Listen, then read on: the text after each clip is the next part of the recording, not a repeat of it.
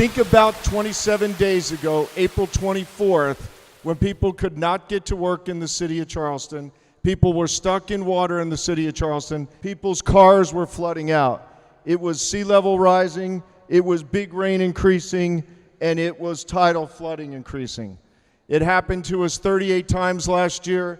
As you've heard today, the predictions are 180. This is real. This is where it comes to us, and this is where we put it into play, and this is the context for the presentation.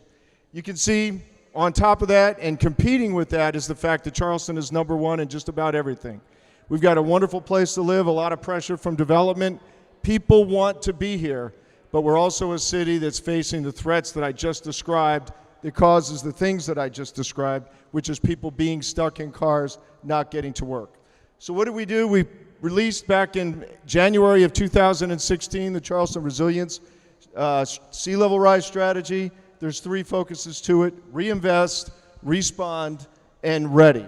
But I'm here to tell you the city of Charleston has spent over $235 million in investments already preparing for sea level rise and their storm drainage projects. $235 million. These are things like storm drains, seawalls, new roads, things that we're going to need in the future to deal with the sea level rise that we're all talking about today. Over to here on the far left is the old brick tunnel the way it was. Here's the new brick tunnel, 10-foot tunnels that are taking the water and moving it out of the market. If you think this doesn't work, you should have been there on April 24th as the market was flooding because the grates were clogged, and as soon as the folks moved the trash out of the way, the tunnel drained. This works. This does work where we can get it done. We can't do it everywhere, but where we can do it, where Frank and his guys are getting it done, this does make a difference. Reinvestment is a good strategy. Our next strategy is ready. There's 2 components to our ready strategy. The first one is this right here. We have to be together with our federal, our state, our local partners, and private organizations like Enough Pie here today. But also we have to talk about the future of land use planning. This is from the West Ashley Master Plan. This is going to tell us where we should build, where it makes sense to build, where we can build a little or reinvest a little. We also need to be ready to respond, because no matter what we do, we're still going to have days like April 24th. That's going to happen. And so what we need to do is build a public safety net where we can get information out, where we can be monitoring what's happening with the floods, we can be aware of what's going on, and we got to make sure that our people in our city, our first responders, are trained, equipped, and have the right equipment to be able to go out and do what they need to do to make sure that we keep Charleston safe. So going forward, the first thing we need to do is this right here.